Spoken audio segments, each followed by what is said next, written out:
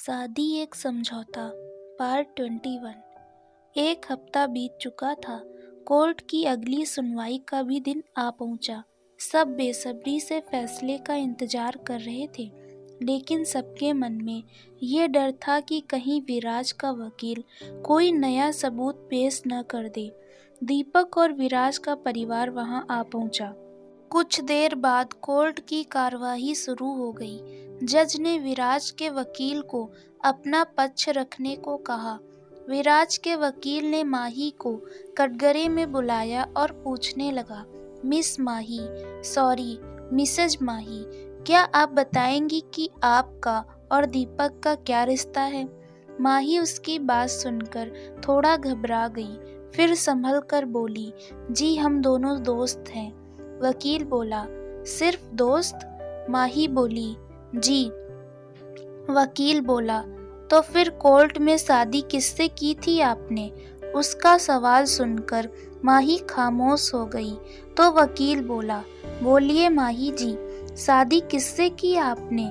तभी माही का वकील बोला, जज साहिबा, दीपक पहले ही कोर्ट में बता चुके हैं ये सब कि इनकी शादी किसी मजबूरी में हुई है। ये सब बातें हम सब जानते हैं, तो फिर ये वकील साहब क्यों पुरानी बातें कुरेद कर विक्टिम को परेशान कर रहे हैं? विराज का वकील बोला, ये सब बातें इसलिए कुरेदी जा रही हैं क्योंकि अगर इनकी शादी मजबूरी में हुई थी तो माही दीपक के साथ क्यों रह रही हैं, उनके ही घर में, एक छत के नीचे। जज बोली, क्या मतलब है आपका? साफ साफ कहिए। विराज का वकील बोला, जज साहिबा, माही एक साथ मयूर और दीपक दोनों को घुमा रही थी। ऐसे में अगर विराज ने उन्हें प्रपोज किया तो क्या गलत किया?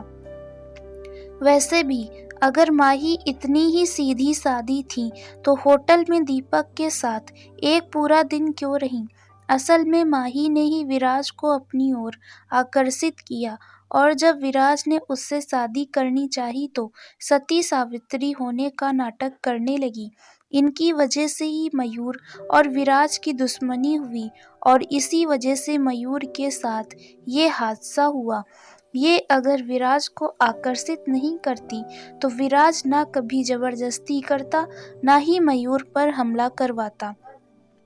वकील की बात सुनकर माही रोने लगी। जिस बात का उसे डर था वही हुआ। कोर्ट में सबके सामने उसकी इज्जत दांव पर लगाई जा रही थी।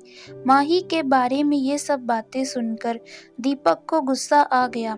वो बीच में ही उठकर बोला, ये क्या बकवास कर रहे हैं आप विक्टिम पर इल्जाम लगा रहे हैं। इस तरह कोर्ट में किसी निर्दोष को बेइज्जत करके आप गुनहगार को बचाना चाहते हैं। कल जब आपके किसी अपने के साथ ऐसा होगा तब समझेंगे आप। शर्म आनी चाहिए आपको।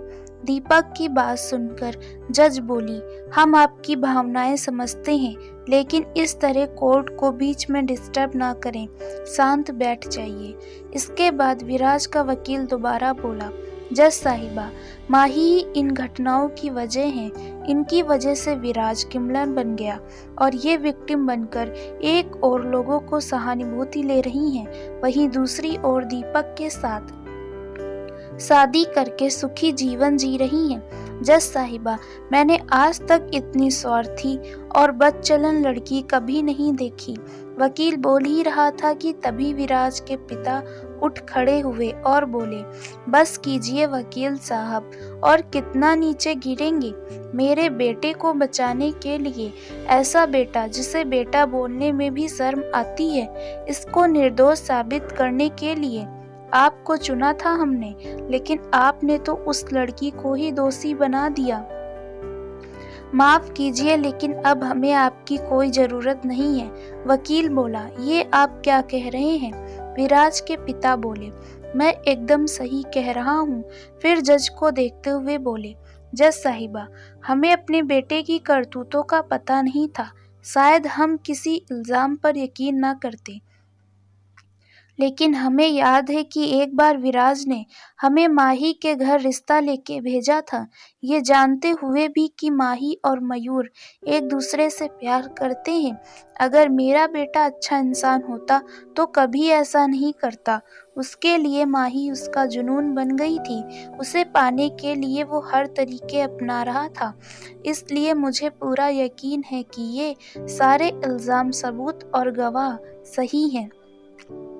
अब हमें इसके लिए कोई माफ़ी नहीं चाहिए, बल्कि इसके कर्मों के लिए सज़ा चाहिए, क्योंकि हम भी बेटी वाले हैं और कभी नहीं चाहेंगी कि हमारी बेटी के साथ ऐसा हो।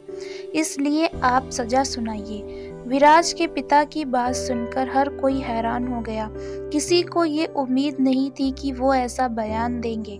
उनके बयान के बाद कोर्ट में सब ताली बजाने लगे। फिर जज ने सबको शांत किया और बोली, तमाम सबूतों और गवाहों को देखते हुए ये अदालत मुजरिम विराज को, माही को डराने, उसके साथ जबरदस्ती करने, षड्यंत्र रचने और मयूर पर जानलेवा हमला करवाने के लिए आजीवन कैद की सजा सुनाती है और साथ ही विराज के वकील को नसीहत देती है कि अपने मुवक्किल को बचाने के लिए कभी दूसरों पर झूठे आरोप न लगाएं और महिलाओं का सम्मान करना सीखें, ना कि उन पर कीचड़ उछालें। विराज के वकील ने जज से माफ़ी मांगी। फिर केस खत्म हो गया। माही सरिता जी के गले लगकर रोने लगी। सरिता जी बोली, ये तो खुशी का समय है बेटा, इस तरह रो मत। चाहे कुछ भी हो जाए, जीत हमेशा सच की होती है। इसके बाद सब घर लौट आए। घर आने के बाद सब खुश थे। कुछ देर में सरिता जी किचन में सबके लिए चाय बनाने चली गई। सोना भी उनके पीछे पीछे किचन में गई और बोली, माँ अब तो बता दीजिए किस चीज का केस चल रहा था कोर्ट में। माही से जुड़ी हुई कौन सी बात है जो आप सबको पता है लेकिन मुझे नहीं पता।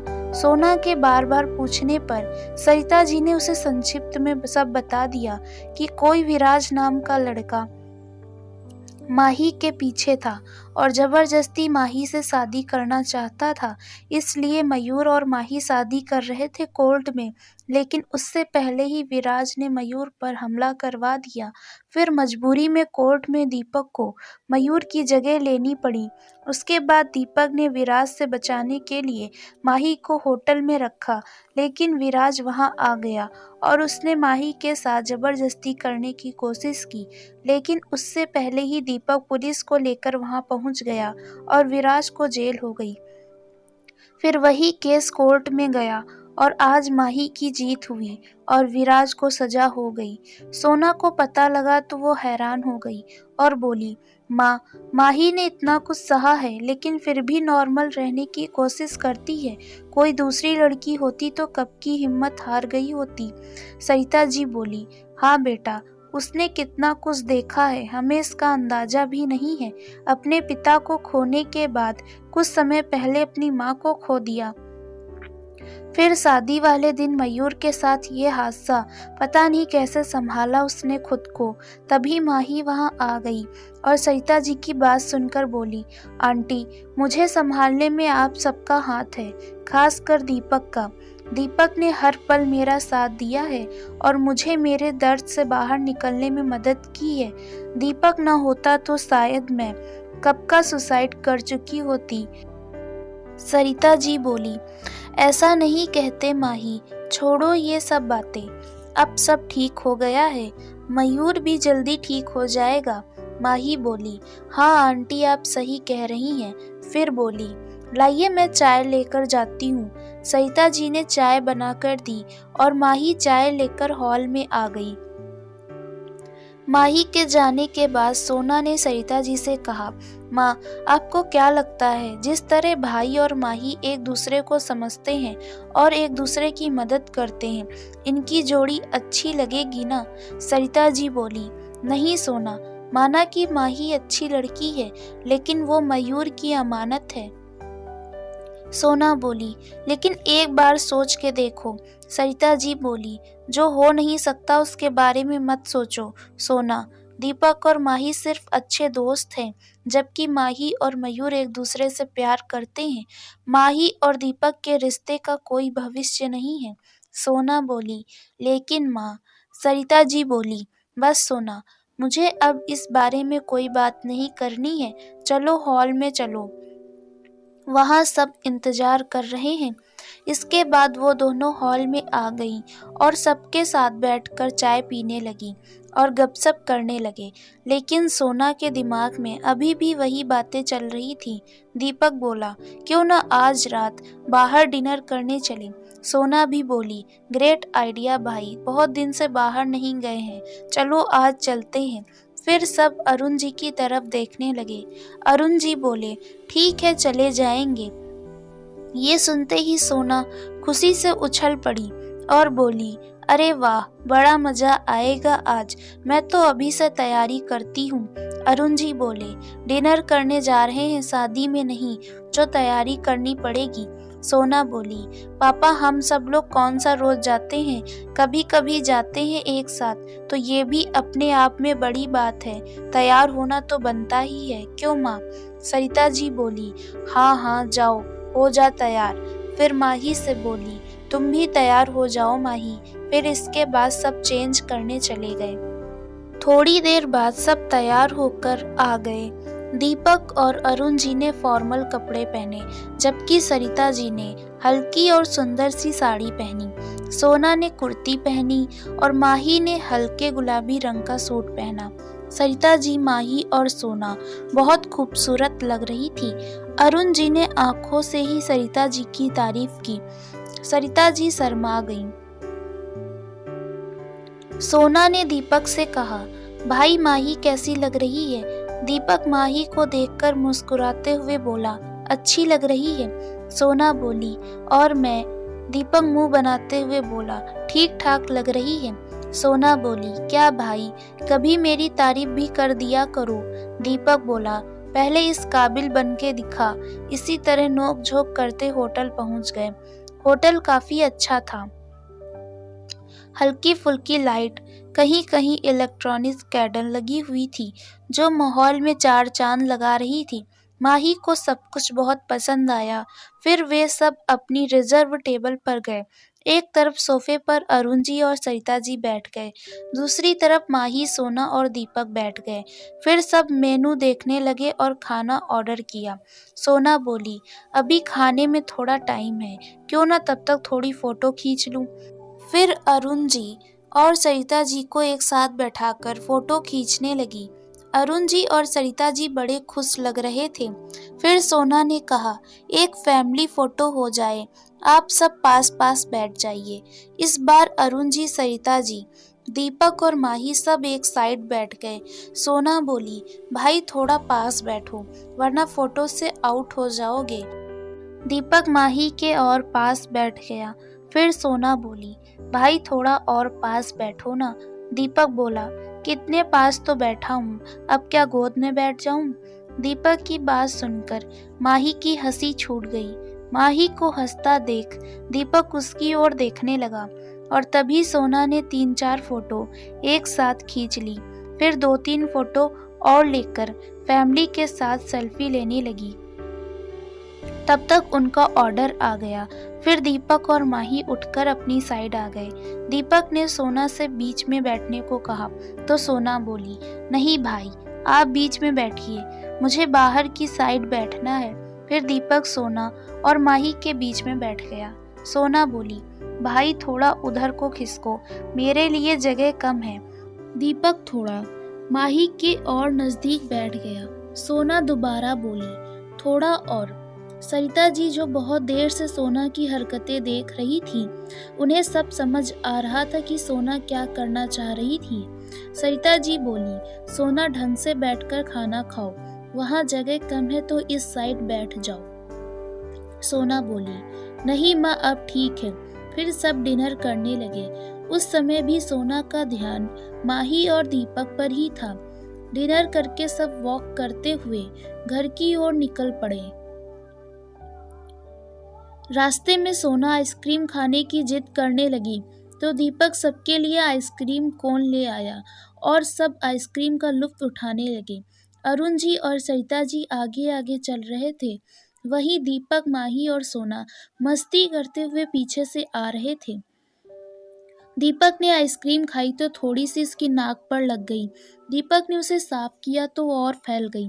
माही ने उसे इशारों में कहा कि आइसक्रीम नाक के आसपास लग गई है, तो दीपक को समझ नहीं आया। फिर माही ने अपना रुमाल लेकर उसका चेहरा साफ किया। तभी सोना ने चुपके से उनकी एक तस्वीर ले ली।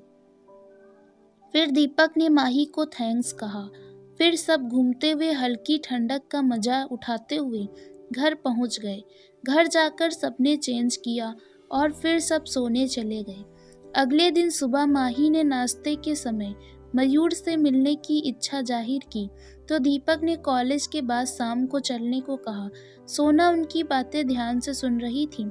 नाश्ते के बाद दीपक अपने रूम में तैयार होने लगा तो सोना ने माही से पूछा, माही, तुम मयूर भाई से बहुत प्यार करती हो?